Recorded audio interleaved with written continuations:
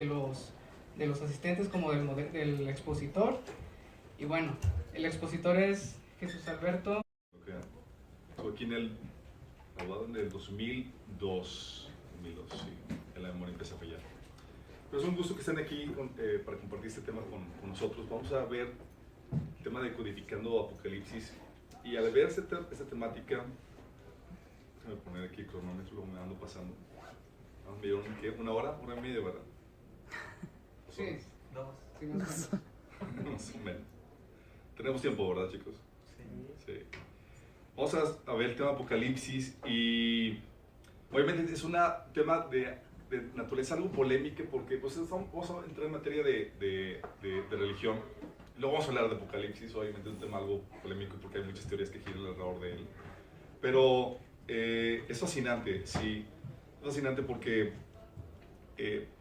es un tema que tiene que ver con el futuro, sí. Y aunque es un tema que tiene que ver con el futuro, pero también es un tema que te invita al estudio de la Biblia. Y es algo que quiero incitarte en medio de todo esto. ¿Sí? Invitarte a que todo lo que veamos aquí, aunque vamos a ver una postura de las muchas que hay acerca de Apocalipsis, tú puedas meterte con la Biblia y corroborar lo que estamos poniendo aquí. Porque la postura que vamos a poner aquí es una postura que busca tomar el texto serio, no alegorizar todo sin sentido o arbitrariamente, sino buscar que el texto darle sentido alegórico cuando realmente corresponde y cuando no. Entonces, las conclusiones de las que aquí hablemos, lo genial de todo esto es que tú vas a poder corroborarlo porque el texto está accesible, tienes acceso a él. Ahorita conseguir la Biblia y bajarla en tu celular es gratis. No es como que un monje allá en lo apartado tiene el texto y solamente él tiene acceso al texto. Es algo que tú vas a poder corroborar con esto, ¿sí? Entonces vas a poderlo corroborar a través del estudio, en particular, en lo privado. Y más porque, como te comento, esto no se basa en una revelación particular que yo o algunos otros recibimos, sino la idea se trata de armar rompecabezas con la información que tú y yo tenemos en el texto bíblico. Es que es algo accesible a ti. Y nada más recordarte esto, el libro de Apocalipsis no fue escrito para teólogos, fue escrito para gente común y corriente. De hecho, la mayoría de los cristianos en ese entonces era gente sin la preparación académica, sin nada de eso. Era gente común, ¿sí? De hecho, ustedes tienen mayor preparación académica que la gente de ese entonces, ¿sí? Y la idea es incitarte o incursionarte a que incursiones en un estudio personal del libro Apocalipsis, que es un libro fascinante, ¿sí? Ok, vamos a comenzar con la... ¿Saben? No sé si les ha pasado. ¿Alguien de aquí ya leyó el libro de Apocalipsis? Ok, algunos cuantos aquí. Pero suele pasar que le preguntas a la gente y dices, oye, ¿ya he leído la Biblia? Y la respuesta que dan es, no, pero ya leí el libro de Apocalipsis. Sí. Es el típico libro que atrae a la gente. De hecho, yo caí en ese promedio de gente que me invitaron a la Biblia y lo primero que agarré no fue los evangelios, no fue Génesis, fue el libro de Apocalipsis. ¿Qué dice? ¿No? ¿Cómo va hasta el final? Y la curiosidad que se da. Y eso es normal porque tenemos una curiosidad normal por conocer lo que el futuro nos depara. De ahí el auge a los horóscopos, las cartas astrales, el consultar videntes, gente que nos trata de resolver, que nos trata de decir el futuro. Sí, puedes darle... Sí, perdón. Gracias. Sí. De hecho, no sé si llegaron a ver programas o documentales acerca de profecías de Nostradamus. ¿Alguien de aquí ha escuchado acerca de Nostradamus? Sí, famoso, ¿verdad? Son textos así medio ambiguos que tratan de encajar en una fecha futuro y tratan de encajar que predice la muerte de John F. Kennedy, el surgimiento del anticristo y cosas por el estilo. Y otros también temáticas controversiales que no solamente está de Nostradamus, está también la profecía de los papas de San Malaquías. ¿Alguien lo ha escuchado? ¿Es en serio? Búsquenlo, por favor. Profecía de los papas, San Malaquías. Sí. Se los dejo de tarea. Es un sacerdote de mediados del siglo XII.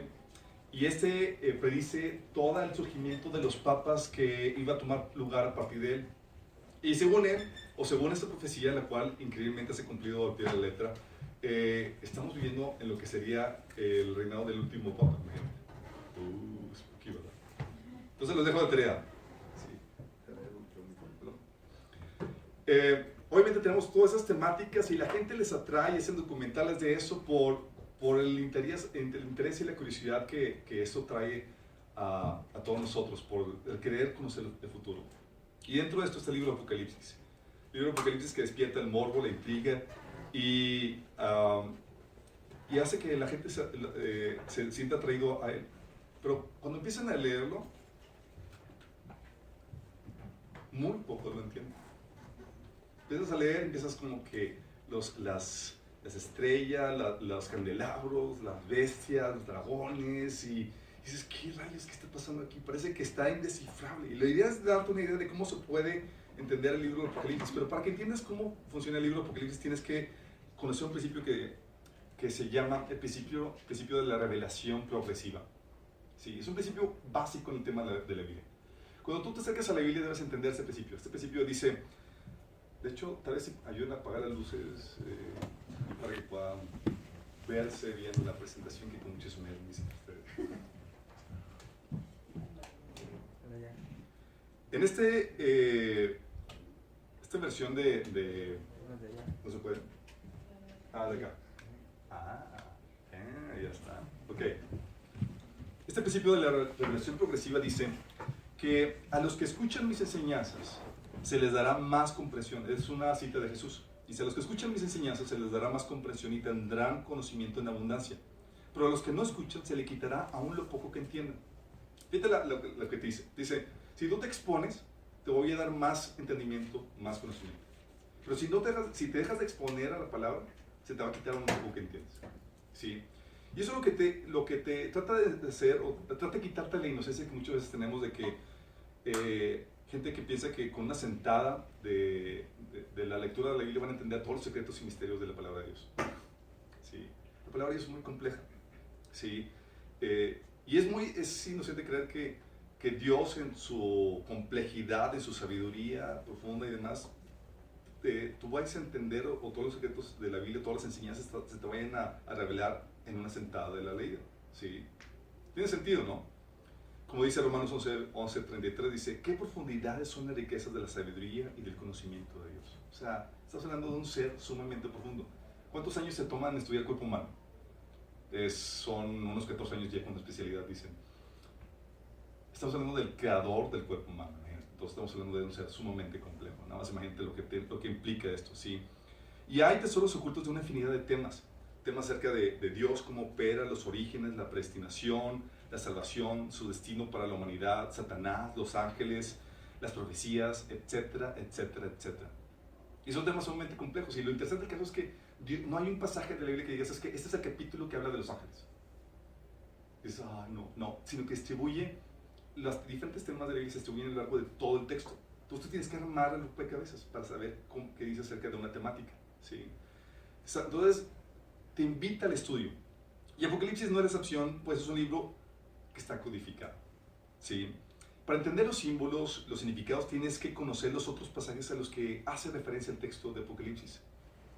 ¿Sí? Tienes que conocer la Biblia. De hecho, demanda un profundo conocimiento de la Biblia para que puedas armar el rompecabezas. Y eso es lo que pasa cuando mucha gente lee el texto de la Biblia, Apocalipsis en particular. Lo lee y le pasa de noche porque hace tantas referencias, por ejemplo, al Antiguo Testamento y a otros pasajes, y mucha gente tiene muy poco o nulo conocimiento acerca de esos pasajes a los que hace referencia. Pero es una travesía fascinante. ¿Sí? Dice la Biblia que gloria de Dios es ocultar un asunto. O sea, a Dios le gusta ocultar un asunto. Es interesante, ¿no? Según como que juega con nosotros al acertijo, dice, vamos a ver si adivina. Y como los niños chiquitos estamos ahí emocionados con las cosas que Dios oculta. Dice, y gloria de los reyes el investigarlo. Y es genial eso. ¿Sabes por qué de hecho Jesús hablaba en parábolas? ¿Alguien sabe? Porque ya se les habían dado, o sea, de alguna manera toda la escritura, pero aún así no podían ver. Y entonces se les daba las parábolas para que se diera una semejanza de cómo eran las cosas. Pero aún así seguían sin entender. Las parábolas, ¿Sí? ¿Podría ser para una libre interpretación de acuerdo a los pensamientos de cada persona? Las parábolas, dice Jesús en Mateo 13, fueron dadas para que la gente no entendiera. Así tal cual. Entonces, ¿what? ¿Cómo que para que la gente no entendiera? Exactamente, para que la gente no entendiera. Eran secretos del reino codificados de tal manera que la gente que realmente estaba ahí para entretenerse, que, qué bonito, pues la parábola de la ovejita perdida y esto, el otro, genial y tal cosa. Pero no entendían. Y si no les interesaba, no iban a ir con Jesús a preguntar qué significa la parábola. Las parábolas eran un filtro para que realmente los interesados fueran y preguntaran. ¿Y sabes quiénes eran los interesados? Solamente sus discípulos. Lees Mateo 13 y dices, oh, Señor, ¿por qué les das parábolas a todos ellos? Dice, porque a ellos no les es dado el que conozcan los secretos del reino. Pero ustedes que están preguntando, sí. Imagínate. Sí. ¿Por qué? ¿Por qué Dios haría eso? Porque a la gente que no le interesa, entre más revelación tengan de Dios, entre más entendimiento, mayor responsabilidad Dios les va a dar. Sí. Entonces es una forma de un acto de misericordia de Dios para que te damos lo que estás dispuesto a aceptar. Sí. A los que tienen hambre y quieren investigar, se pueden meter y van a conocer cosas increíbles. ¿Sí? Por eso dice, oye, ¿por qué he leído la Biblia tantas veces? Y la seguiré leyendo porque hay tantas cosas que no pescas a la primera. ¿Sí? Y descubres cada tesoro una y otra vez así de cosas que no habías leído, pero ni siquiera sabes que estaban ahí. ¿Sí? Entonces es una travesía emocionante. También porque es un libro acerca del cual giran muchas mentiras. El libro, la Biblia es uno de los libros muy atacados y giran muchas mentiras, tabús y acusaciones que impiden que la gente se acerque a él. Típica pregunta dice, oye, ¿has leído la Biblia? Y empiezan la gente a atacar la Biblia. Nos ha tocado pláticas y con compañeros y demás que dicen, no, es que la Biblia es un libro, tiene muchos errores y muchas contradicciones. Empiezan a atacarlo y yo le digo, ¿ya lo leíste? No. Entonces, ¿cómo? Sí, pero me han dicho. Te han dicho. Sí. ¿Por qué? Winston Churchill tiene una frase que es muy cierta en ese sentido. Dice, truth is valuable, is so valuable, it needs to be protected by a bodyguard of lies.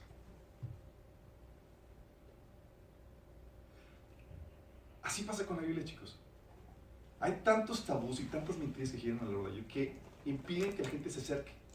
Porque ya se hicieron unos prejuicios en base a los tabús y mitos y mentiras que giran alrededor.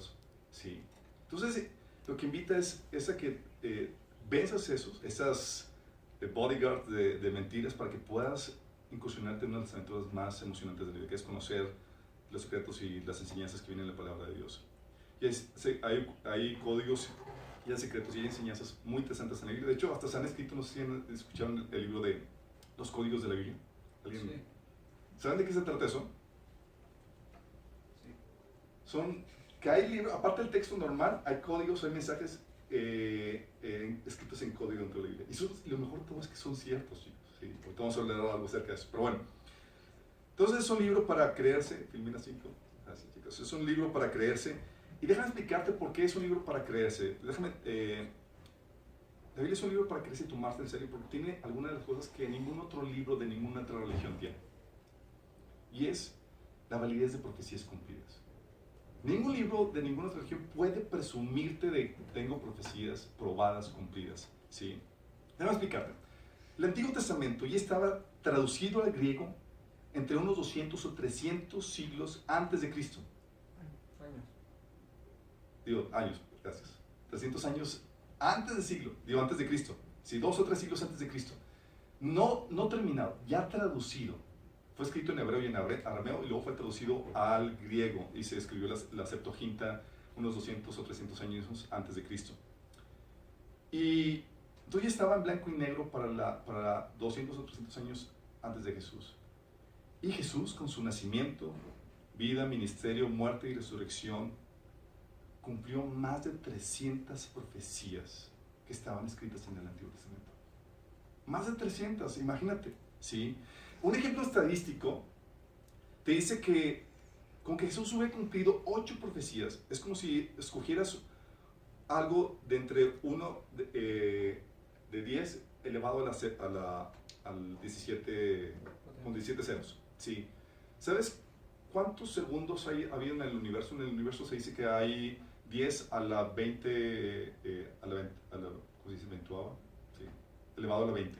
¿Sí? Estás hablando de algo similar a escoger el segundo correcto en todos los segundos que ha habido en el universo de acuerdo a los científicos. Imagínate. Esa es la probabilidad, nada más con que Jesús haya cumplido 8. Si hubiera cumplido 48 profecías, estamos hablando de, es escoger, es un número de 10 con 157 ceros. ¿Sabes cuántos átomos hay en el universo? Átomos en el universo es 10 a la 66. Segundos, 10 a la 22. Estamos hablando de escoger entre todos los átomos y todos los segundos que ha habido en el universo el correcto. Así de, nada más estamos hablando de 48 profecías y Jesús cumplió 300 profecías. De hecho, hay un link donde está documentado lo que estamos viendo hoy, donde ponemos el enlace acerca de todo eso. Por eso dicen los que han estudiado el tema y los que estudian estadística que es más certero el hecho de que Jesús de Nazaret es el Mesías que ningún otro evento en la historia. Imagínate, nada más por el considerar las estadísticas y las profecías cumplidas. Y hay profecías que no solamente te vienen en el texto normal, hay profecías que vienen acompañadas de códigos en el texto. Es el código famoso, el código de salto equidistante. Es decir, que al saltar cada letra, ¿sí?, de forma equidistante, vas encontrando un nuevo significado. ¿Alguien de aquí ha leído Isaías 53? Isaías 53 es un texto profético que habla acerca del sufrimiento que iba a tener el Mesías. Ese le conoce el texto de la Pasión de Cristo, donde habla de su crucifixión, su muerte, cómo iba a ser entregado por los pecados de la humanidad. Bueno, el texto de por sí ya es un texto profético que se escribió siglos antes de que Jesús viniera. Pero el texto con salto en código, en salto equidistante, te encuentras que dentro de ese mismo texto te encuentras a los personajes que participan dentro de la pasión de Jesús. Vienen los discípulos, las 3 Marías que participaron en el evento, etcétera, etcétera. Imagínate, ¿cómo se pudo haber hecho eso? ¿Sí? Estás hablando de algo que reta la lógica y la capacidad humana. No había computadoras para hacer eso, chicos. ¿Sí? Y aún si hubiera computadoras, ¿cómo prevés el futuro? ¿Cómo prevés qué personajes iban a ver ahí? ¿Sí? Es algo sumamente increíble. Y no solamente tienes que hay profecías que se cumplen en textos normales y con textos en código, sino que la precisión en la que se cumple es de forma increíble. Mira, déjame ponerte un ejemplo. A final del siglo XIX, Sir Robert Anderson, estudiando el libro de Daniel, encontró en el capítulo 9 que se especificara la fecha exacta en la que Mesías se parecería ante Israel como el rey anunciado. Entonces, según esta profecía, esto sucedería después de 69 siepes, es decir, ya convertido a años y convertido a días son 173.880 días. Entonces empezó a hacer el cálculo, nada más se mete la fría que se metió para hacer todo eso, contando a años bisiestos y tal cosa. Después y esa fecha se contaba, dice, según el texto de Daniel, a partir de la orden de reconstrucción del templo, la cual se cumplió esa fecha en el año 6, en el día 6 de abril del año 32. ¿Y sabes qué sucedió ese día? Ese día lo que conocemos como Domingo de Ramos. Ese día, Domingo de Ramos, se cumplió lo que el profeta Zacarías 9:9, el profeta Zacarías había dicho en su libro, en el capítulo 9, versículo 9, que dice: alégrate mucho, hija de Sión, grita de alegría, hija de Jerusalén, mira a tu rey, viene hacia ti justo, salvador y humilde, viene montado en un asno, en un pollino, cría de asno. ¿Te acuerdas cuando entró a Jerusalén en un asno? Estaba cumpliendo ahí mismo una profecía. La profecía que decía que el rey de Jerusalén iba a entrar, iba a presentarse montado en un asno. Ese mismo día que Daniel profetizaba, estaba sucediendo eso. Imagínate, se estaba cumpliendo la profecía. Ese domingo se estaba cumpliendo con tremenda exactitud la profecía de Daniel y de Zacarías, anunciada unos 500 años antes. Pero eso solo 2 de las demás de 300 profecías que Jesús cumplió en su primera venida. Daniel no solamente profetizó el día exacto en el que el Mesías se presentaría como rey anunciado, sino que también profetizó su muerte, la destrucción del templo y de Jerusalén. Estas ambas sucedieron en el año 70 después de Cristo. Hace bien la exactitud con la que esto está cumpliéndose. La exactitud de la profecía bíblica, sin embargo, no solamente cumple el día, sino también las horas. ¿Alguien de aquí ha leído los evangelios? ¿Les ha causado curiosidad, de hecho, que pongan así datos que dices, ¿por qué ponen estos datos? O sea, ¿quién le importa? Que, por ejemplo, te ponen las horas en las que fue crucificado Jesús y a la hora tercera del día fue crucificado Jesús y en tal otra hora fue exhaló su último aliento. Como que demasiado detalle, sí. Pero fíjate lo que pasa, sí. Jesús, las fiestas de la Pascua es una de las 7 festividades proféticas del libro de Levíticos, capítulo 23. Esas profecías de ese libro son proféticas, sí. Y en el cual se conmemora el sacrificio de un cordero cuya sangre salvó a Israel de la plaga de la muerte de Egipto. Y fue cumplida esa celebración, la Pascua, con Jesús. Sí. Él no solo fue crucificado el mismo día de la Pascua, sino que también fue crucificado en los horarios precisos. A la hora del sacrificio de la mañana, estaba siendo sacrificado. Y a la hora del sacrificio de la tarde, estaba dando su último aliento, entregando su espíritu. Imagínate la precisión. Jesús fue crucificado en el día de la Pascua, fue enterrado en la festividad de los panes sin levadura, resucitado en la celebración de los primeros frutos. Y el Espíritu Santo fue derramado sobre la iglesia en la celebración del Pentecostés. Todo cumpliéndose con precisión. ¿Sí? Dices, wow, sí. Y lo grueso de este asunto no solamente es que hay precisión en la profecía bíblica, sino que también le puso un to be continued. ¿Por qué? Porque hay profecías pendientes por cumplirse. Por cada profecía que cumplió Jesús, dejó pendiente 8 profecías. Imagínate. Dejó pendiente 8. Y que se van a cumplir en el tiempo de su segunda venida. Así es que este libro no deja de ser emocionante. Sí. Y si cumplió con exactitud las profecías de su primera venida, ten por seguro que cumplirá con exactitud desde su segunda venida. Qué heavy, ¿verdad? Entonces, es un libro aburrido. No sabes. Sí, no sabes. Vamos a entrar en materia del Apocalipsis. Ok. El autor es el apóstol Juan, uno de los 12 discípulos, el discípulo amado, cuando estaba en exilio. El lugar fue el destierro, fue desterrado desde Éfeso hacia la isla de Patmos. En la fecha fue en el 96 después de Cristo, durante el reinado del emperador romano Domiciano. Sí. Contexto histórico. Jerusalén ya había sido destruida en el año 70. Ya había sido destruida en el año 70 a manos del emperador Tito, cumpliendo así las profecías que Jesús y el libro de Daniel habían dicho acerca de la destrucción de Jerusalén.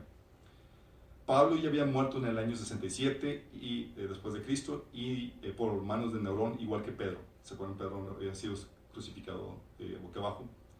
Y la persecución contra los cristianos seguía bajo Domiciano, otro emperador tirano igual de cruel y paranoico y odiado que Calígula o Nerón. Sí. Ok, ¿cómo se divide el texto de Apocalipsis? Emocionante del libro de Apocalipsis que él mismo te marca la división del libro. Sí. En el versículo 19 del primer capítulo le dice Jesús a Juan: escribe pues lo que has visto, lo que sucede ahora y lo que sucederá después. Ahí te pone las 3 divisiones de Apocalipsis. Sí. Lo que has visto es el primer capítulo que narra la visión que vio Juan de Jesús. Lo que sucede ahora son las partes son los capítulos 2 y 3, que son las cartas a las iglesias. ¿Sí? Y el capítulo 4, del 4 al 22, es lo que sucederá después. De hecho, lo marca así claramente el capítulo 4, versículo 1, cuando dice: suba acá, le dice a Juan, voy a mostrarte lo que tiene que suceder después de esto. ¿Sí? Entonces hay gente que dice: no, es que Apocalipsis ya se cumplió y todo eso. No, porque hablan acerca de la destrucción de Jerusalén y cosas por el estilo, pero no pudo haber sido, porque Apocalipsis en primer lugar pues, fue escrito en el año 96, estamos hablando de 20 y tantos años después de la destrucción de Jerusalén. Entonces tiene que ser, es un libro que es profético, inevitablemente. Y es aquí donde vamos a entrar a la simbología descifrada. Ok, déjame explicarte. Cuando entras a Apocalipsis, como te digo, es un libro que te invita al estudio. Las respuestas a muchos de los símbolos vienen en el mismo texto, pero tienes que repasarlo y tienes que estudiarlo. ¿Sí? Por ejemplo, te habla acerca de las estrellas, ¿sí? En Apocalipsis capítulo 1, versículo 16 y entre otros pasajes. Y luego ahí mismo en el texto, en el versículo 20, te dice que son ángeles. ¿sí? O el candelabro, ¿sí? Te dice en el versículo 13 que hay candelabros y toda la cosa, y luego dices, ¿qué es eso? ¿Qué son candelabros? Bueno, en el mismo pasaje, en el versículo 20, te dice que son las iglesias. O sea, te lo va a ir diciendo, pero muchas veces lo lees y se te pasa de largo todas esas cuestiones porque no te metiste a estudiar propiamente el texto. Así como te digo, es un texto que te invita al estudio.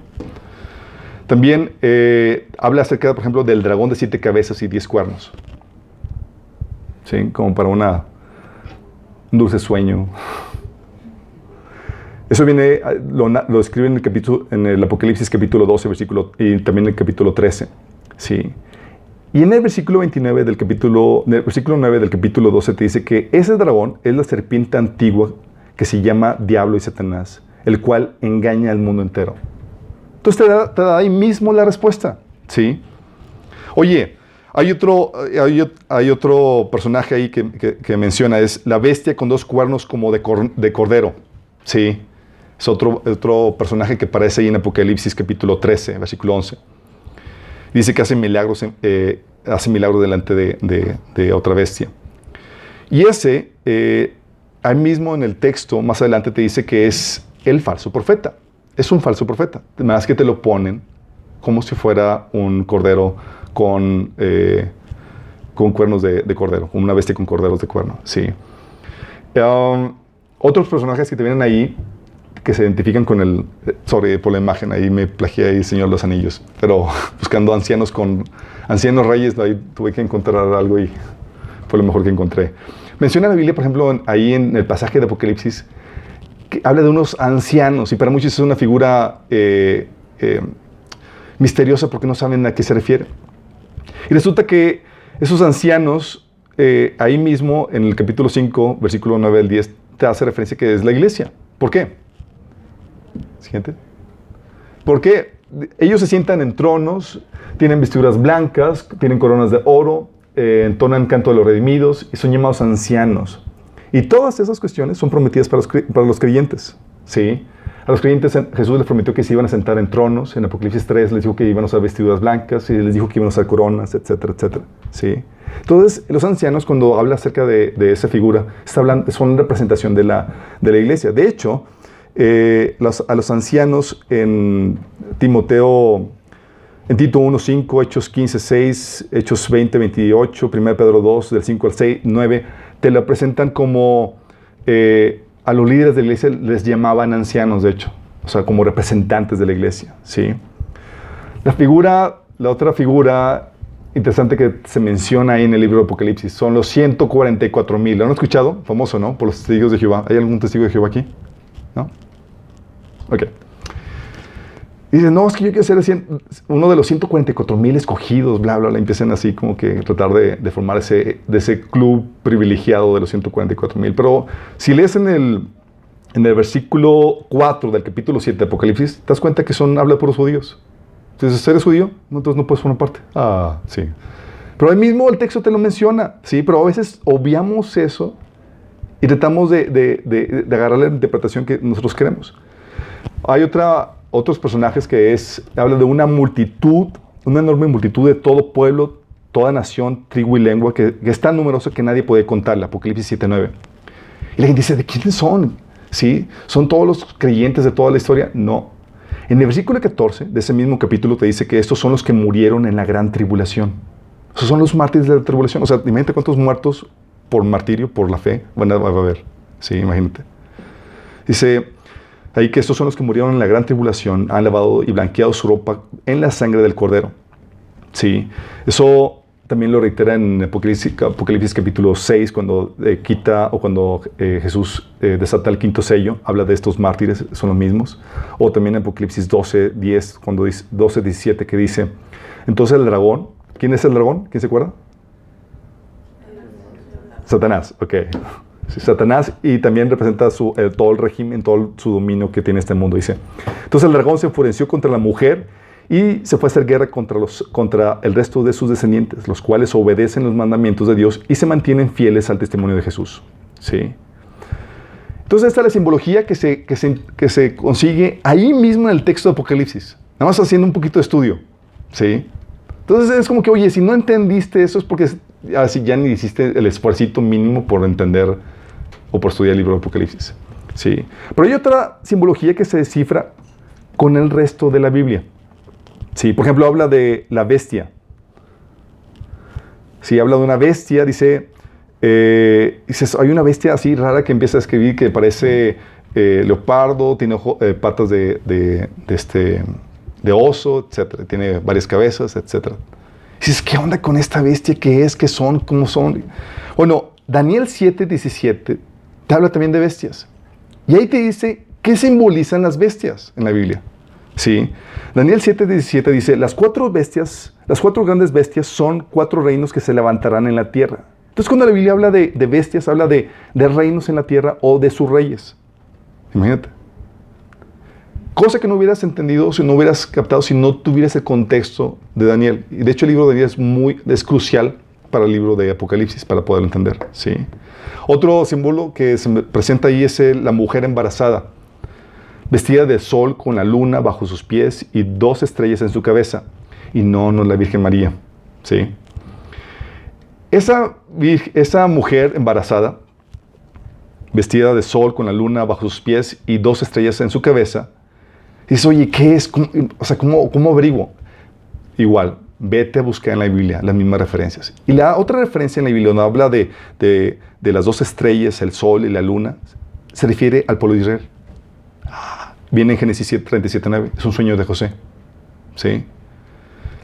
De hecho, la mujer es un símbolo que la Biblia lo reitera como símbolo del pueblo de Dios. Ezequiel 16, 2 Corintios 11:1 habla utiliza la figura de la mujer como para referirse a todo el pueblo de Dios. Y es entenderse, el pueblo de Dios estaba embarazado, o de ahí iba a venir el Mesías. ¿Sí? Hay otra referencia que vas a encontrarte en el Apocalipsis que mucha gente lo tiene intrigada, que es las referencias a los tiempos que se manejan.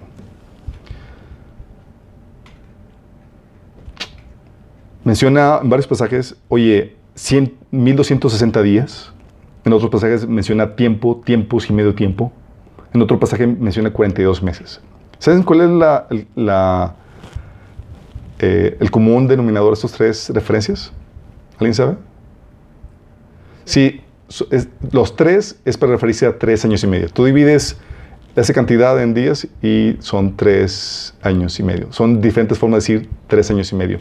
Y es una referencia esa a Daniel 9:27, que habla de los últimos 7 años profetizados para Israel, los cuales están divididos en 2.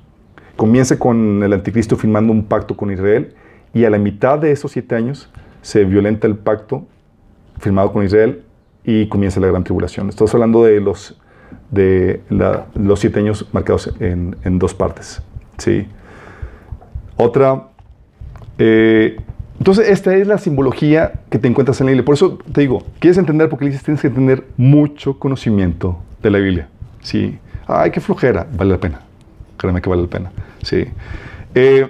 Y hay simbología, entonces, que se descubre por el mismo libro de Apocalipsis. Hay simbología que se descubre por todo el texto de la Biblia. Y hay simbología que es descifrada por el conocimiento general que podemos tener. Por ejemplo, la Biblia habla de la mujer que monta una bestia escarlata. Entonces, oítelas. ¿Quién es? Y eso viene en Apocalipsis capítulo 17.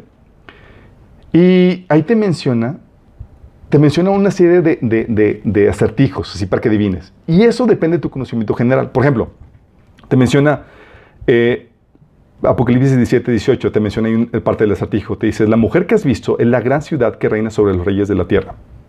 Pregunta, ¿qué ciudad gobernaba sobre los reyes de la tierra cuando estaba Juan vivo ahí? Roma. Oh, que necesitaste conocimiento general. El otro te lo reitera en el versículo 9. Te dice, las 7 cabezas son 7 colinas sobre las que está sentada esa mujer. Las famosas 7 colinas que forman parte de Roma. ¿Sí? Hay otras características que no mencionan. Pero dices, oye, ¿cómo supiste que onda? Mero conocimiento general. Era conocimiento público, era conocimiento general. ¿Sí?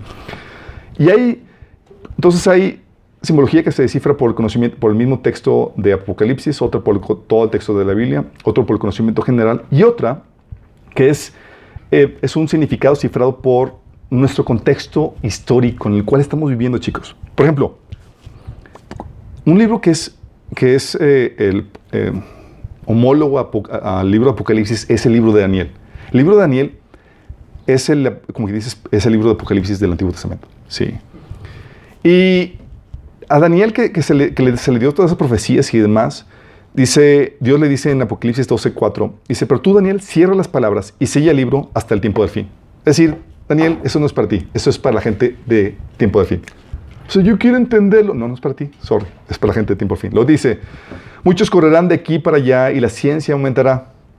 Sí, entonces es para cuando haya viajes y la ciencia haya aumentado tremendamente. Entonces hay significados que no se entenderían sin hasta que fuera el contexto histórico apropiado para poder entender lo que estaba tratando de decir. ¿Sí? ¿Por qué?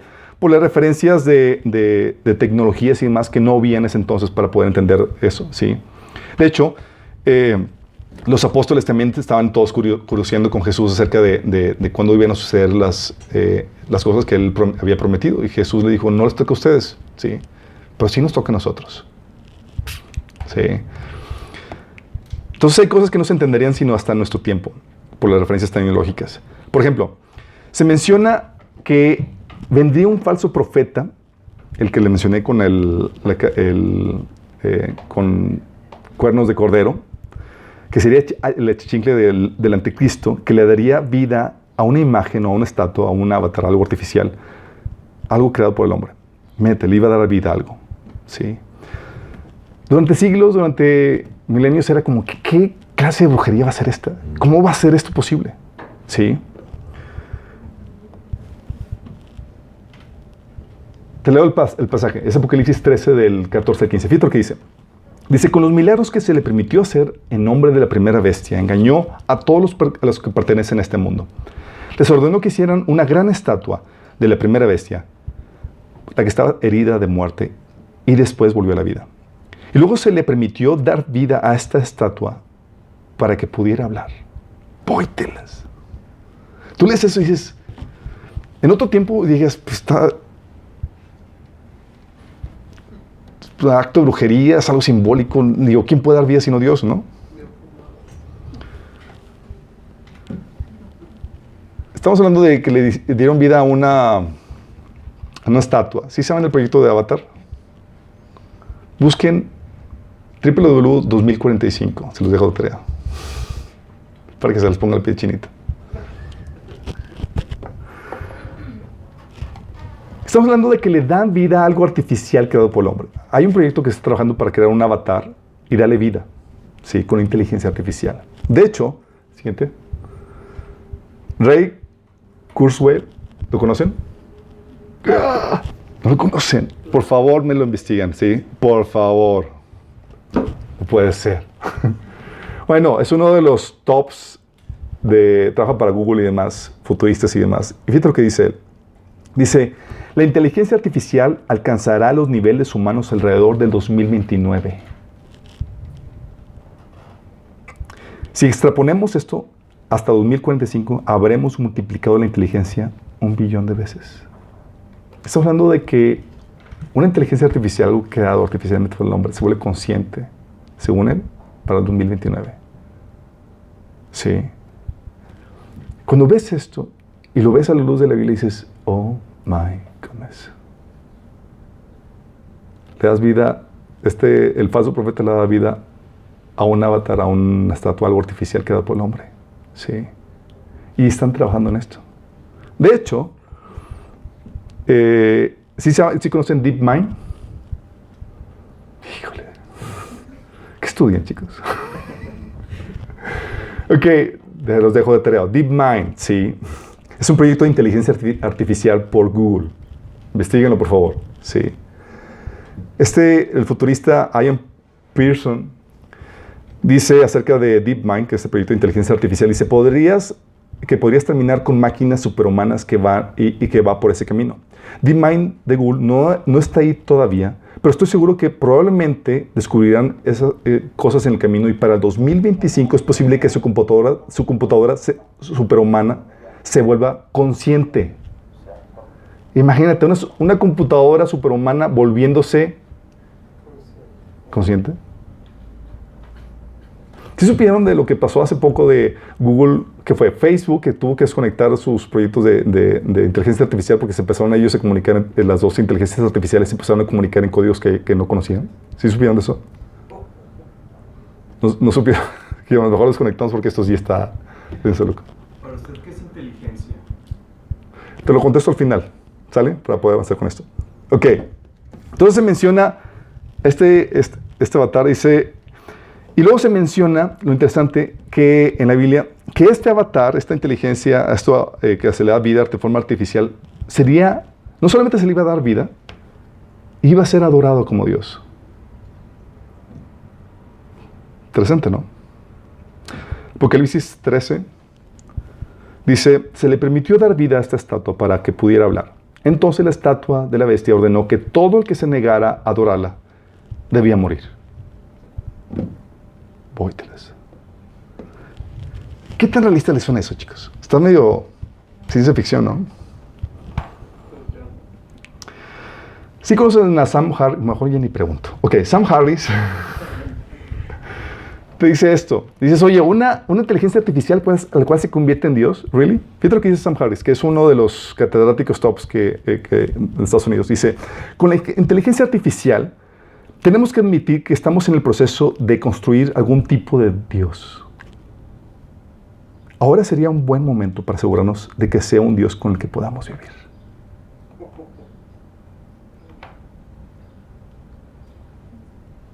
¿Estamos conscientes de lo que estamos viendo y viviendo?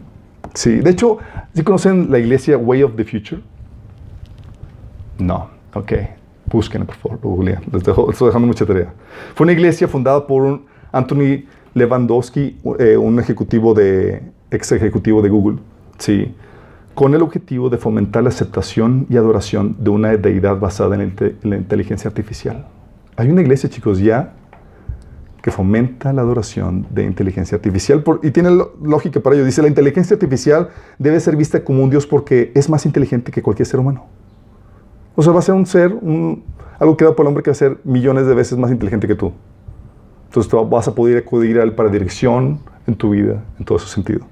Imagínate. Y no estoy hablándote de algo en el futuro que vaya a ser. Ya está eso ahorita. Sí. No solamente eso, se menciona que este dicho avatar con inteligencia artificial se convertiría en un Dios, pero no un Dios cualquiera, en un Dios dictador, extensión del anticristo que va a ser sanguinario. Va a ser un Dios dictador que va a gobernar la humanidad. Fíjate lo que dice el pasaje. Es Apocalipsis 13, del 15 al 17. Dice, luego se le permitió dar vida a esa estatua para que pudiera hablar. Entonces la estatua de la bestia ordenó que todo el que se negara a adorarla debía morir. Además exigió que a todos, pequeños, grandes, ricos, pobres, libres, esclavos, se les pusiera una marca en la mano derecha o en la frente. Y nadie podía comprar ni vender nada sin esta marca, que es el nombre de la bestia, o bien el número que representa su nombre. Sí, mírate. ¿Y sabes qué dice Elon Musk? Sí lo conocen, Elon Musk, ¿verdad? Ok, Elon Musk. Dice, la inteligencia artificial podría desencadenar la creación de un dictador, de un robot dictador que podría gobernar la humanidad. Creo que los temores de Elon Musk son muy bíblicos. Qué fuerte, ¿no? Entonces hay simbología con esto que dices que se entiende por el contexto de la Biblia, por el contexto del libro de Apocalipsis, por conocimiento general y por los acontecimientos que estamos viendo a nuestro alrededor. Como te digo, nunca antes en la historia de la humanidad del cristianismo se había entendido el texto tan claramente como lo estamos entendiendo ahora a la luz de lo que está sucediendo hoy en día. Así, imagínate. Sí. Luego eso de que, oye, no puedes comprar y vender sin una marca. Ahorita que se está tratando de eliminar el dinero y se quiere hacer todo de forma de transacción, de forma electrónica, se ve aquí ya. Sí, es en la torre. Y estamos hablando de fue escrito en el año 96, imagínate. Entonces, esas son las simbologías cifradas del libro de Apocalipsis. Como te das cuenta, te invita al estudio y es algo fascinante cuando vas descubriendo lo que está sucediendo. ¿Sí? Pero, ¿qué onda con el trama? el trama descifrado, ¿sí? Para que puedas entender el tema, debes entender el contexto en el cual fue escrito el libro de Apocalipsis. El libro de Apocalipsis no es un libro aislado, sino forma parte del compendio de libros que forman parte de la Biblia. Sí. Y debes entender lo que el pueblo de Israel estaba esperando acerca del Mesías. Alguien aquí ha ido a pastorelas, celebró la Navidad y todo eso, ¿verdad? Típico que leen los evangelios donde hablan acerca del nacimiento de Jesús. Sí les ha tocado, ¿verdad? Ok.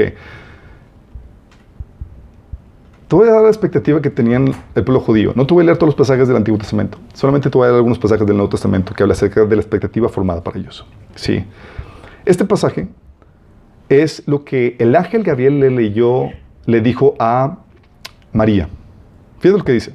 Lucas 1 del 31 al 32 dice que le dice Gabriel, concebirás y darás a luz un hijo y le pondrás por nombre Jesús. Él será muy grande y lo llamarán Hijo del Altísimo. El Señor Dios le dará el trono de su antepasado David y reinará sobre Israel para siempre y su reino no tendrá fin. Ok, pregunta, ¿qué estaba profetizando aquí? Estaba profetizando varias cosas. Estaba diciendo que iba a ocupar el trono de su antepasado David y que iba a reinar ¿sobre qué? Sobre el pueblo de Israel. Y que su reinado no iba a tener fin. Nada más imagínate, esto no era solamente un versículo o algo que el ángel Gabriel está diciendo de forma aislada. Había muchas profecías que hablan acerca de eso. Entonces la gente esperaba a un rey. De hecho, por eso no reconocieron a Jesús cuando vino en forma de siervo. Esperaban a un rey, con toda la majestuosidad de un rey. Lucas 1 del 68 al 79 te menciona que no solamente esperaban a un rey que los liberara de sus enemigos. Sí. Zacarías fue el padre de Juan el Bautista. Entonces cuando Juan el Bautista, el papá de Juan el Bautista se había quedado mudo por incrédulo, y cuando empezó a hablar, empezó a decir esto. Dice, alaben al Señor, el Dios de Israel, porque ha visitado y redimido a su pueblo. Nos envió un poderoso Salvador del linaje real de su siervo David, como lo prometió mediante sus santos profetas hace mucho tiempo. Ahora seremos rescatados de nuestros enemigos y de todos los que nos odian. Él ha sido misericordioso con nuestros antepasados al recordar su pacto sagrado, el pacto prometido mediante un juramento de nuestro antepasado Abraham. Hemos sido rescatados de nuestros enemigos para poder servir a Dios sin temor. Entonces esperaban un rey que los liberara de sus enemigos. Sí. ¿Vamos bien? Y no solamente esperaban un rey y a un libertador, esperaban que el reinado del Mesías se extendiera a todo el mundo. Salmo 2 del 7-9 te habla acerca de esta profecía mesiánica. Dice, el rey proclama el decreto del Señor. El Señor me dijo, tú eres mi hijo, hoy he llegado a ser tu padre. Tan solo pídelo y te daré como herencia las naciones, toda la tierra como posesión tuya. Las quebrarás como vara de hierro y las harás pedazos como si fueran ollas de barro. Ahora bien, ustedes, reyes, actúen con sabiduría. Quedan advertidos ustedes, gobernantes de la tierra. Sirvan al Señor con temor reverente y alégrense con temblor. Sométanse al Hijo de Dios, no sea que se enoje y sean destruidos en plena actividad, porque su vida se enciende en un instante. Está hablando del Hijo de Dios, imagínate. Realmente en las pinturas se ven a Jesús todos y como que no mata ni una mosca. Bueno, esto es lo que tenía, la expectativa que tenían los judíos. Esperaban un libertador que estableciera a un rey que los liberara de sus enemigos y que extendiera el reino de Israel sobre toda la tierra, imagínate. ¿Cuál fue la realidad? ¿Qué prometió Jesús a sus discípulos? ¿Alguien sabe qué prometió a sus discípulos? ¿Por qué lo siguen? Mateo 19:27 dice, Pedro, ya sabes cómo era bien aventado, dice, mira, nosotros lo hemos dejado todo para seguirte, le reclamó Pedro. ¿Y qué ganamos con eso? O sea, ¿qué nos vas a dar? Le di una pregunta que cualquiera daría, oye, te dicen, deja todo y sígueme, pues, ¿qué onda? Digo, no veo claro. ¿Qué les prometió? Ok, les prometió Jesús heredar la tierra. Mateo 7:5 dice, dichosos los humildes, esto lo dijo a sus discípulos, porque recibirán la tierra como herencia. Fíjate lo que dice. ¿Qué van a heredar? La tierra. Esto viene en el famoso sermón de las bienaventuranzas. ¿Lo habían leído? Esto le prometió la tierra. Le prometió también el reino. Dice en Mateo 19:28 Jesús les dijo: les aseguro que cuando el mundo se renueve y el Hijo del Hombre se siente sobre su trono glorioso, ustedes que han sido mis seguidores también se sentarán en 12 tronos para juzgar a las 12 tribus de Israel. Póytelas. ¿Qué les está prometiendo? Chicos, van a reinar conmigo. Y ustedes van a reinar las 12 tribus de Israel. ¡Pum! No, pues ya con eso pues me agrada la idea de seguirte, Señor. ¿Sí? No, si los tipos eran bien ambiciosos. Y les promete la vida eterna. Dice en el siguiente versículo, dice: y todo el que por mi causa haya dejado casas, hermanos, hermanas, padre, madre, hijos o hermanos, también recibirá 100 veces más y heredará la vida eterna. Muy nada mal. Sí. Ahorita ya hay gente, ejecutivos de Google y demás están buscando la forma de conseguir esto de forma artificial. Sí, saben, ¿verdad? Y era la expectativa que tenían, chicos. Ellos querían gobernar con Jesús. De hecho, una vez hubo un conflicto entre los discípulos porque Santiago y Juan se acercaron con Jesús y le dijeron: Maestro, queremos que nos hagas un favor. ¿Y cuál es la petición? Ellos contestaron: cuando te sientes en tu trono glorioso, nosotros queremos sentarnos en los lugares de honor a tu lado, y uno a tu derecha y otro a tu izquierda. Mira nada más, ya estaban repartiéndose los lugares de reinado. Y Jesús no les respondió: ¿qué te pasa, los mundanos, pecadores? No, no les dijo eso. Les dijo: chicos, eso no los puedo dar a ustedes. No me toca a mí darlos. Ellos están esperando el reino, chicos. ¿Sí? De hecho, en Hechos capítulo 1, versículo 6, te dice... Allá, Cácaro. Gracias. Hechos 1, 6, dice: así mientras los apóstoles estaban con Jesús, le preguntaron con insistencia: Señor, ¿ha llegado ya el tiempo de que liberes a Israel y restaures nuestro reino? Fíjate, ¿qué querían estos chicos? Querían gobernar. Ay, Señor, ¿ya nos toca? Sí. Dices: wow, por lo menos ya las 12 tribus están destruidas entre los 12 discípulos. ¿Pero qué promete Jesús al resto de nosotros? El Mesías prometió al resto de los creyentes esto. Uno, prometió vida eterna. Juan 6:40 dice: la voluntad de mi Padre es que todo el que reconozca al Hijo y crea en Él tenga vida eterna. O sea, todo el que reconozca al Hijo y crea en Él tenga vida eterna, y yo lo resucite al día final. Él lo que prometió a todos sus seguidores es vida eterna. Y sabes que tiene con qué pagar porque Él mismo resucitó. Sí. Él no es como que, pues murió y no, pues probó o venció la muerte. Sabes que tiene con qué pagar. Y no solamente te prometió la vida eterna, en Apocalipsis 2, del 26 al 27 te dice: al que salga vencedor, cumpla mi voluntad hasta el fin, le daré autoridad sobre las naciones, así como yo lo he recibido de mi Padre. Y Él las gobernará con puño de hierro, las hará pedazos como vasijas de barro. O sea, promete la vida eterna y el reino. Nada mal, ¿no? Óytelas. Vivir para siempre y gobernar, tener la élite gobernadora, no me suena nada mal.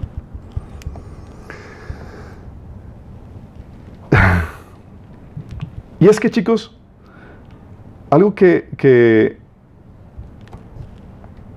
debemos entender es que lo que Jesús enseñó es que el reino de los cielos, el reino del cielo, se venía a establecer aquí en la tierra. La famosa oración del Padre Nuestro, ¿se acuerdan? La oración empieza diciendo que venga tu reino. Y dice: venga tu reino. Tú lees los evangelios y te presenta la imagen de una...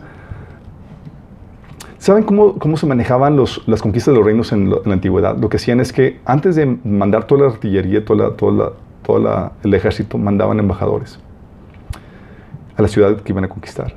Y lo que hacían es que les decían a todos: chicos, venimos con toda la caballería, ríndanse, si no va a haber muertes. ¿Sí? Y básicamente es lo que está sucediendo aquí. Por eso Jesús está diciendo: arrepéntanse y crean el evangelio. Marcos 1:15. Porque el reino de los cielos se ha acercado, es decir, viene para conquistar. Imagínense. Entonces, bien, dice que por eso Jesús a sus discípulos les enseñaba a orar: venga tu reino, hágase tu voluntad en la tierra como en el cielo. ¿Sí? Y hay gente que dice: pero no, que el reino de Jesús no es de este mundo. Sí, no es de este mundo en el sentido de que no comparte los valores, intereses ni prácticas de este mundo. Viene del cielo para establecerse en este mundo. ¿Sí? Y cuando se establezca, esta es la parte terrorífica, cuando se establezca, Jesús amenaza con lo siguiente. En Mateo 13:41 dice que el Hijo del Hombre enviará a sus ángeles y arrancará de su reino a todos los que pecan y hacen pecar. Uy, telas. No sé tú, pero a mí me han pescado pecando. Sí. Y el Evangelio lo que hace es que la oferta de amnistía, ¿saben qué es amnistía? ¿Hay algún ley aquí? Sí. Amnistía es el perdón que los gobiernos extienden a los criminales. Entonces es el perdón que el reino celestial extiende a toda la humanidad. Es la amnistía que a los que se rindan al Rey Jesús pueden entrar al reino que está por establecerse, si es que se rinden voluntariamente. Sí.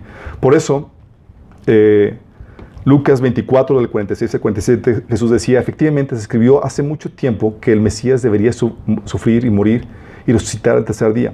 También se escribió que este mensaje se proclamaría con la autoridad de su nombre a todas las naciones, comenzando con Jerusalén, diciendo, hay perdón de pecados para todos los que se arrepientan. ¿Sí?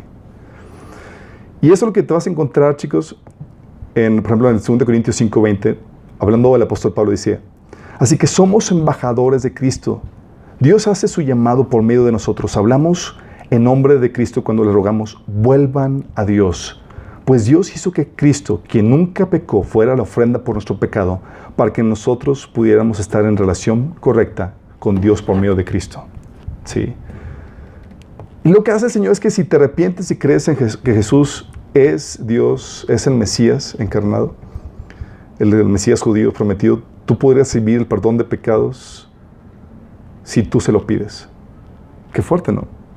Y era gratis. Es lo que empezaron a predicar los apóstoles y Jesús cuando estuvo aquí en la tierra.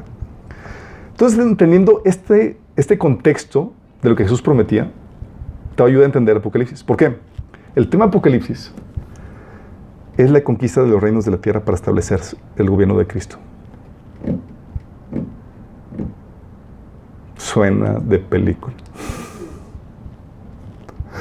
Te lo resume así, fíjate lo que dice. Apocalipsis 6, del 12 al 17, dice, vi que el Cordero rompió el sexto sello. Los reyes de la tierra, los magnates, los jefes militares, los ricos, los poderosos y todos los demás esclavos y libres se escondieron en las cuevas y entre peñas de las montañas. Todos gritaban a las montañas y a las peñas, caigan sobre nosotros, escóndanos de la mirada de aquel que está sentado en el trono y de la ira del Cordero, porque ha llegado el gran día del castigo, y quién podrá mantenerse en pie. Este día del castigo, chicos, déjame decirle, era muy famoso y es muy famoso a lo largo de toda la Biblia. Se conoce como el día del Señor o el día de venganza, donde Dios ejecuta venganza, empieza ya a traer juicio para castigar todos los pecados. ¿Sí? Y esto lo resume en varios pasajes de Apocalipsis. Apocalipsis 6 que les acabo de leer, pero también lo resume Apocalipsis la séptima trompeta. Dice Apocalipsis 17, cuando el séptimo ángel toque la trompeta, el misterioso plan de Dios se cumplirá. Sucederá tal como Él lo anunció a sus siervos los profetas. ¿Qué misterioso plan? Fíjate lo que dice Apocalipsis 11:15. Dice, entonces el séptimo ángel tocó su trompeta y hubo fuertes voces que gritaban en el cielo. ¿Ya, Caro? Sí. No. Sí. Dice, ahora el mundo ya es reino. Dice, ya es el reino de nuestro Señor y de su Cristo. Y Él reinará por siempre y para siempre. ¿Les suena conquista? De eso trata Apocalipsis. Tú lees todo Apocalipsis, de eso trata, sí. Apocalipsis del 4 al 19, y aquí es donde te lo empiezo a narrar. Del 4 al 19 describe el tiempo conocido como la tribulación y la gran tribulación, ese periodo de 7 años, donde se desatan los juicios de Dios sobre la tierra, ¿sí? Los cuales van subiendo de tono hasta alcanzar el clímax con las copas de Dios. Escribe en ese periodo el breve gobierno del anticristo, describe la persecución de la participación de otros actores como el falso profeta, los 10 reyes que van a gobernar sobre el gobierno mundial, los 2 testigos, etc. ¿Sí? Y termina con la lucha de Armagedón, donde te encuentras con la lucha más disparatada en toda la humanidad, donde el anticristo y todos sus ejércitos se encuentran con todos sus con todo el arsenal listo para recibir al Mesías que viene en las nubes. Imagínate. Está de ciencia ficción, tipo Avengers. Entonces, ese es Apocalipsis del 4 al 19, que es la mayoría del libro. Apocalipsis 20 explica el gobierno de Jesucristo por 1000 años, donde viene, derroca al anticristo y demás, y establece su gobierno sobre toda la tierra. Esos 1000 años, en Apocalipsis 20 nada más es un capítulo, pero es de lo que más habla el Antiguo Testamento. El gobierno del Mesías por los 1000 años. Y te menciona las glorias de cómo va a ser increíble. La civilización va a florecer otra vez, va a estar de locura, ¿sí? Y terminan esos 1000 años con la última rebelión y el juicio ante el trono blanco, ¿sí? Donde sucede la segunda resurrección, es decir, la resurrección de los que van a ser resucitados para ser condenados por la eternidad. ¿Sí? Dice ese pasaje, luego vi un gran trono blanco y a alguien que estaba sentado en él. De su presencia huyeron tierra y cielo y sin dejar rastro alguno. Y vi también a los muertos, grandes y pequeños, de pie delante del trono. Se abrieron unos libros y luego otro, que es el libro de la vida. Los muertos fueron juzgados según lo que había hecho, conforme a lo que estaban escritos en los libros. El mar devolvió a sus muertos y la muerte y el infierno devolvieron los suyos. Y cada uno fue juzgado según lo que había hecho. La muerte y el infierno fueron arrojados al lago de fuego. Este lago de fuego es la muerte segunda. Aquel cuyo nombre no estaba escrito en el libro de la vida era arrojado en el lago de fuego. Entonces eso es lo que narra. Apocalipsis 21 al 22 habla de la nueva tierra y la nueva Jerusalén. ¿Han visto esas historias de ciencia ficción donde se muda la gente de tierra? Miren la Biblia, chicos. Sí. Ahí se menciona que Dios el Padre va a hacer habitación entre los seres humanos. Van a habitar los ángeles, Dios y todos los seres humanos en armonía. Se escribe la ciudad, sus glorias, cómo la gente va a disfrutar la creación de Dios en un estado de perfección. Sí, va a haber cultura, va a haber desarrollo, va a haber trabajo, va a haber un montón de cosas. Ahí se menciona de Apocalipsis del 21 al 22. Y termina el libro de Apocalipsis con una invitación. Dice, ya todo está hecho. Yo soy el alfa y el omega, el principio y el fin. El que tenga sed, le daré a beber gratuitamente de la fuente de agua de la vida. El que salga vencedor heredará todo esto y yo seré su Dios y él será mi hijo. Pero los cobardes, los incrédulos, los abominables, los asesinos, los que cometen inmoralidades sexuales, los que practican artes mágicas, los idólatras y todos los mentirosos recibirán como herencia el lago de fuego y azufre. Esta es la segunda muerte. Y esta invitación le repite en el capítulo 22 que dice, benditos son los que lavan sus ropas. A ellos se les permitirá entrar por las puertas de la ciudad y comer del fruto del árbol de la vida. Fuera de la ciudad están los perros, los que practican la brujería, los que cometen inmoralidades sexuales, los asesinos, los que rinden culto a ídolos y todos los que se deleitan en vivir una mentira. ¿Sí? Esta herencia, chicos, de este reino, en esa nueva tierra y en este reino milenial, lo interesante es que Jesús lo promete de forma gratuita. Solamente pide que la gente se arrepienta y que reciba este regalo. Por fe. De hecho, Efesios 2:8 del 8 al 9 dice, porque por gracia, esto Pablo decía a los cristianos, ustedes han sido salvados mediante la fe. Esto no procede de ustedes, sino que es un regalo de Dios, no por obras, para que nadie se jacte. ¿Sí? Entonces, si tú crees que Jesús pagó el precio de tus pecados en la cruz y que resucitó, y crees que es el Mesías, el Rey que va a venir a establecer su reino, tú puedes acceder y garantizar tu entrada si te arrepientes, lo aceptas como el Rey y estás dispuesto a pedirle que te perdone, que te dé la vida eterna. Dice la Biblia que todo aquel que invoque el nombre del Señor será salvo. Sí.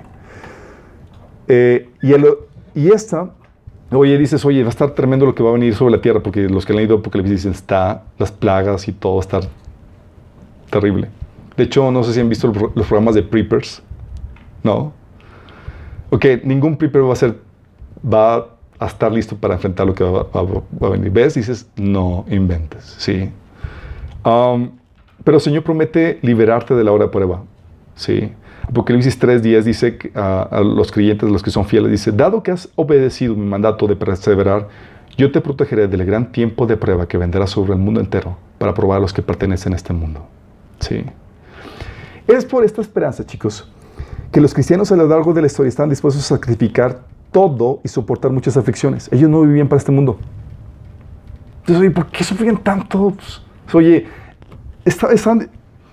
En el antiguo Roma, por ejemplo, si, como una forma de culto al dios César, tenían que quemar un pequeño pizca de incienso ante la estatua de César. Y los cristianos tenían que rechazar por causa de su fe. Una pizca de incienso. No están dispuestos a ceder a sus convicciones y a la coliseo. Órale, a morir por una mugrosa pizca de incienso que no estaban dispuestos a ceder. Y dice, oye, ¿por qué sacrificaban tanto y vivían así? Porque ellos consideraban que estas promesas que vienen en el libro de Apocalipsis eran reales. Hechos 14, 22, fíjate lo que los apóstoles, cómo animaban a las iglesias, decían que confirmaban los ánimos de los discípulos, exhortándoles a que permanecieran en la fe y diciéndoles, es necesario que a través de muchas tribulaciones entremos en el reino de Dios. Ese reino que se va a establecer en la tierra, sí, es necesario que aguantes vara, mi chavo. Así animaban a la gente, ¿sí? Dice 2 Timoteo 2:12, Pablo, si sufrimos, también reinaremos con él. ¿Sí? O Pablo diciendo en 2 Corintios 4:17, los sufrimientos ligeros y efímeros que ahora padecemos producen una gloria eterna que vale muchísimo más que todo sufrimiento. Porque tenían la esperanza en lo eterno, chicos, en el reino que está por venir. ¿Sí? De hecho, Hebreos 10:32 al 34, fíjate lo que dice. Recuerden aquellos días pasados cuando ustedes, está hablando de los cristianos, después de haber sido iluminados, sostuvieron una dura lucha y soportaron mucho sufrimiento. Unas veces se vieron expuestos públicamente al insulto y a la persecución. Otras veces se solidarizaron con los que eran tratados de igual manera. También se compadecieron con los encarcelados y cuando a ustedes los confiscaron sus bienes, lo aceptaron con alegría, conscientes que tenían un patrimonio mejor y más permanente. ¡Voy, telas! ¿Sí? ¿Por qué? Porque la esperanza que tenían los cristianos a lo largo de la historia no era para este mundo. De hecho, Pablo menciona en 1 Corintios 15:9, dice, si nuestra esperanza en Cristo es solo para esta vida, somos los más dignos de lástima de todo el mundo.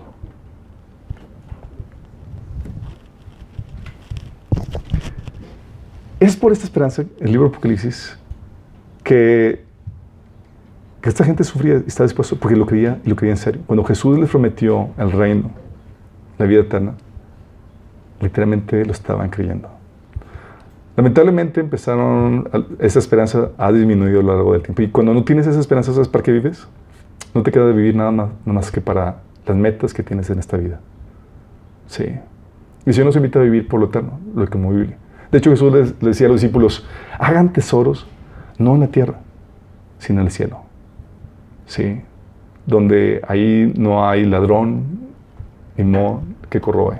¿Sí? Esa es la esperanza a la cual estamos invitados. Por eso el libro de Apocalipsis es un libro de terror para los que quieren rebelarse en contra de Dios, pero de esperanza para los que quieran seguirle. Porque habla de la herencia que Dios tiene preparado para todos nosotros. ¿Preguntas, chicos? Se menciona desde, bueno, que va a haber alrededor del nuevo Dios y que va a llegar el Arrebatamiento. Desde Corintios. Entonces, ¿cuál es el tiempo? Hay un tiempo que menciona entre la creación y el arrebatamiento. La creación del Dios, de ese avatar. ¿Qué? Mira, la Biblia menciona que cuando se desatan los sellos, que son todos los juicios, la iglesia, representada con los ancianos, ya está en el cielo. ¿Sí? De hecho, Lucas capítulo 17 menciona que lo que va a desatar todo la debacle va a ser el arrebatamiento. Ahí menciona que van a ser uno tomado y van a ser varios dejados, pero menciona que va a ser tomados. Es el arrebatamiento. Para los que no sepan, ¿alguien sabe a qué nos referimos con el arrebatamiento? ¿No? ¿Sí? Es 1 Tesalonicenses capítulo 4, versículo del 16 al 17, donde menciona que Jesús va a venir por su iglesia y la iglesia lo va a recibir en el cielo. Va a ser como un evento tipo llegar unos ovnis a llevarse a la gente. Algo así. ¿Sí? Y van a desaparecer. Y cuando eso suceda, viene la debacle sobre la tierra. Se empiezan los juicios a derramar. ¿Sale? Ese es el tiempo. ¿Cuándo sucede lo del anticristo? Lo de este avatar, este Dios artificial, para mediados de los 7 años, por otros pasajes que hay en la Biblia, va a estar listo y se va a poner en el tercer templo que se menciona en la Biblia, que se va a edificar. Si saben, la construcción del tercer templo de Israel está profetizada, ¿verdad? ¿Sí? Y están ya con todos los planes listos para hacerse. ¿Sí? ¿Alguna otra pregunta?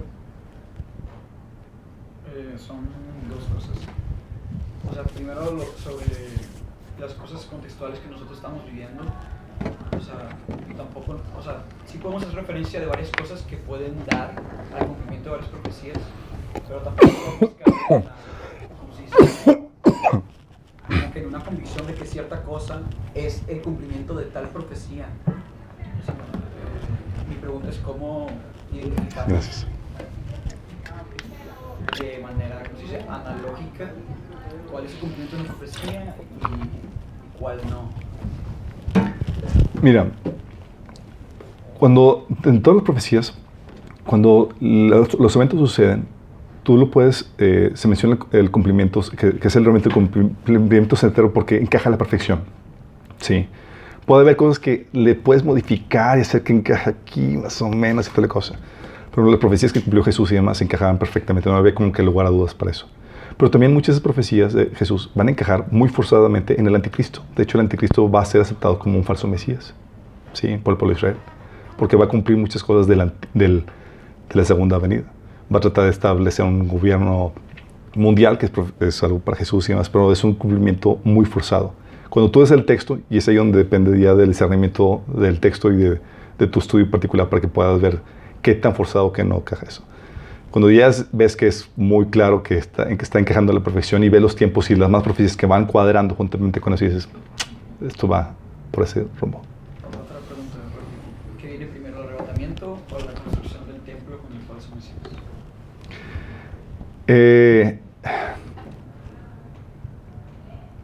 Mira, la construcción del templo no sabemos si va a ser antes o después del arrebatamiento. Puede ser, muchos estimamos que va a ser después del arrebatamiento, sí. Pero la construcción de este avatar al cual se le va a dar vida, sí va a ser definitivamente después del arrebatamiento. De hecho, si saben que ya está agendado para cuando suceda, ¿verdad? ¿Alguien ya checó 2045 en sus celulares? Ahí van a encontrar la agenda para cuando está pronosticado que va a suceder eso. Están trabajando en eso. Entonces, como títere o nueva creación es el falso mesías, o el falso mesías es realmente una persona de linaje judío. Tengo otra presentación. Ahí hice una presentación más larga que podría contestar eso. Sí, mira, dale. La Biblia profetiza que dentro de Apocalipsis vas a encontrar que profetiza un gobierno mundial. Tú buscas, googleas o te mantienes al tanto de One World Government y vas a encontrarte un montón de información de cómo vamos avanzando en eso. De hecho la Agenda 2030 de la ONU es parte del proceso de gobierno mundial que se quiere establecer. ¿Sí? Entonces, Apocalipsis habla acerca de eso con gran amplitud.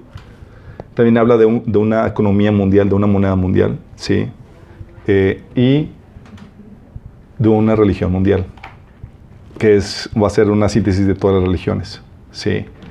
Pero hay algo raro que sucede en Apocalipsis, porque parte de una religión infiel a Dios, que tiene los elementos de todas las religiones mundial, en Apocalipsis 17, pero luego cambia en Apocalipsis 13 a algo que nunca antes se había visto, que es el culto al dragón, que es Satanás, la gente adorando al dragón, el culto al anticristo y el culto al avatar del anticristo. Apocalipsis capítulo 13 habla acerca de eso. Dices, en la torre. ¿Se lo leo? 13 habla acerca de eso. Fíjate lo que dice. Apocalipsis 13, del 13 al 4 dice, y vi que una de las cabezas de la bestia parecía estar herida de muerte. Cuando hablas de la bestia, está hablando del anticristo. Dice, todo el mundo, pero la herida mortal sanó. Todo el mundo se maravilló de este milagro y dio lealtad a la bestia, es decir, al anticristo. Adoraron al dragón por haberle dado semejante poder a la bestia y también adoraron a la bestia. O sea, adoraron al dragón, adoraron a la bestia y decían, ¿quién es tan grande como la bestia?, exclamaban. ¿Quién puede luchar contra ella? O sea, de estar el tipo moribundo, pasa de moribundo a un superhombre, a punto de decir que es invencible. Algo hizo este dragón que le convirtió en ese superhombre, al punto de decir la manita era que nadie podría pelear contra él. Entonces, y también en el versículo 8 de ese capítulo dice, y adoraron a la bestia todos los que pertenecen a este mundo, aquellos cuyos nombres no estaban escritos en el libro de la vida. Y mencionaba también la adoración que habíamos leído al avatar. Entonces es la adoración a Satanás, al dragón, al anticristo y al avatar. Le preguntas aquí, ¿cómo cambias de un orden religioso que tiene todos los elementos de las religiones actuales a un cambio de paradigma religioso donde todo el mundo se volca en adoración a estos tres tipos? ¿Qué sucedió? ¿Qué sucede? Y hay teorías al respecto.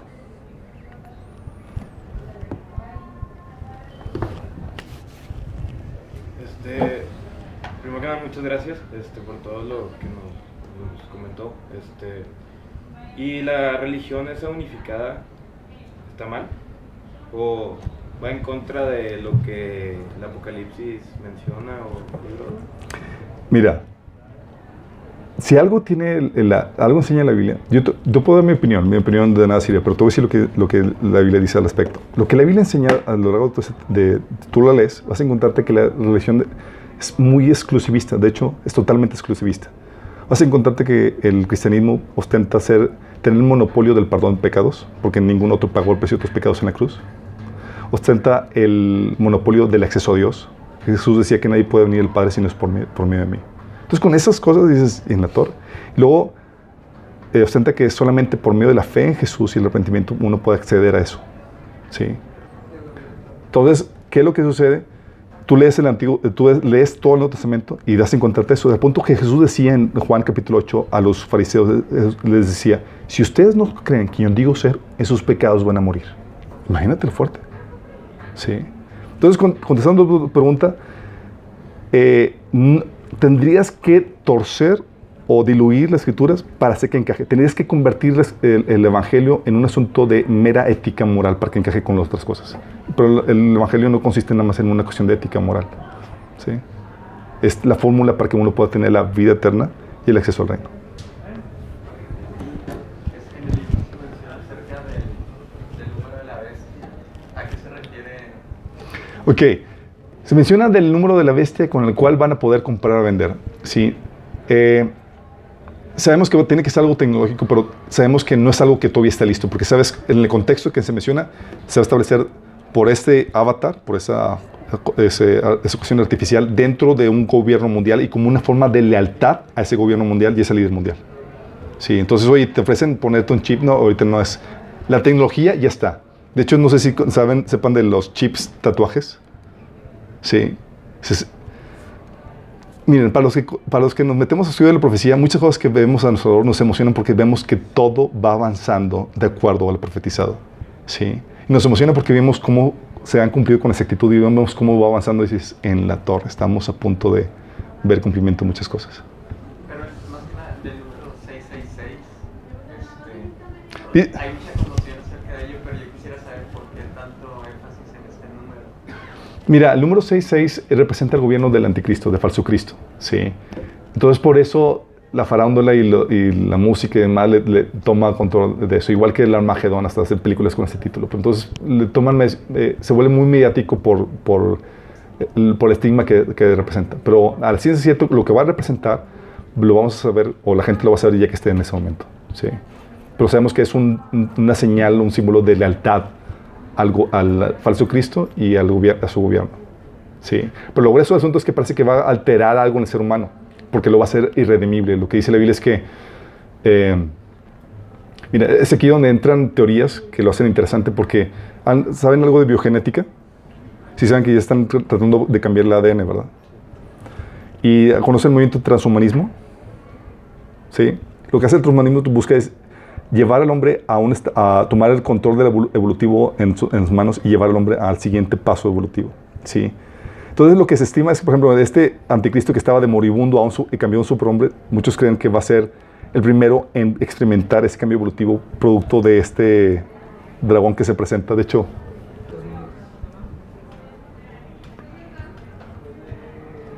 ¿vieron Childhood Ends? The Childhood Ends. No, búsquenlo. Habla es una serie de ciencia ficción donde se presentan los alienígenas y resulta que tienen la forma de Satanás y lleva a la humanidad a una etapa de prosperidad y encaja mucho con lo que muchos estiman en eso. Pero el chiste es que si eso es así, el problemática con el cambio genético y si esa marca va a implicar un cambio en el ADN humano para que tú vivas más, tengas más salud y demás, si dejas de tu ser humano, te vuelves irredimible de acuerdo a la Biblia, porque viene a salvar a los seres humanos. Y en la Biblia menciona que al que se pusiera la marca, ya, te puedes dar por perdido. ¿Sí? No hay redención para ti. ¿Sí? Entonces, va a ser algo totalmente determinante. Primero que nada, ¿va a haber segunda parte entonces? ¿Se puede organizar? Sí, lo organizan. Miren, este es una... Porque ya vi que no sigue la presentación, entonces estaría muy bien. Miren, este es un taller que está publicado en línea. Son 22 sesiones de hora y media, donde vamos a detalle esto. ¿Sí? Entonces, está publicado en nuestro canal. De hecho, si contactan a Esteban, les puede dar los datos donde pueden conseguir más información. Pero la idea es nada más darles una introducción para incentivarlos a que ustedes se metan. Es al estudio de la Biblia y Apocalipsis para que chequen eso. Y otra pregunta rápida. Se mencionaba algo sobre artes mágicas. Una arte mágica podría ser, por ejemplo, yo estudio medicina. O sea, y ahorita con los avances, como menciona la genética y todo ese tipo de cosas. No, está hablando lo que sea arte mágica, está hablando propiamente de ocultismo, brujería. Si dice que los que no se van a poder redimir son los que posiblemente sean alterados genéticamente, ¿cómo sería no tener control sobre eso? Porque obviamente tú, célula primordial, no puedes decidir o alguien más decide sobre ti. Entonces sería que te quiten el control de tu propia decisión, más allá de una evolución física que te salga otro brazo. Yo pensaría que todo esto se está refiriendo a la mente. La evolución humana tiene que ver con la mente, entonces te quitan la elección de decidir si te puedes redimir o no. ¿Eso cómo afecta? Lo que pasa es que... ¿Cómo afecta esto? Lo que pasa es que la Biblia enseña que el Señor vino a redimir a la descendencia del ser humano, ¿sí? Y los científicos, si metes a estudiar transhumanismo, se saben que si tú haces un cambio genético, tú ya dejas de formar parte de la especie humana y eres parte de otro ente evolucionado, ¿sí? Y dejar de ser de esa especie, formar parte de la especie humana, ya no formas parte del grupo de personas que vino Jesús a redimir, ¿sí? De hecho... Entonces sería la decisión tomada a partir de un tercero, no sería individual, o sea... La decisión, de acuerdo a Apocalipsis, la decisión de tomársela, la gente va a tomar la decisión voluntariamente de ponerse la marca o sufrir cuello, ¿sí? Y lo que la Biblia enseña en Apocalipsis, si lo lees, vas a encontrarte que millones van a perecer por no ponerse. Entonces sí va a haber una decisión tuya de ponerte o no la marca. Pero sí. Esas marcas se están refiriendo en términos actuales a qué? Porque yo ahorita entendí que lo definió como una modificación. Estamos hablando de teorías de lo que pudiera hacer en eso, a la luz de lo que tenemos ahorita. Sí. Les estamos pasando una libreta para que nos ayuden, si son tan amables, su teléfono y ahí pueden darles información. También el link de este taller son 22 sesiones, se llama Profecía del Fin. Ahí con mucho detenimiento hablamos de todas estas cosas. Muchas gracias. Gracias. Terminamos.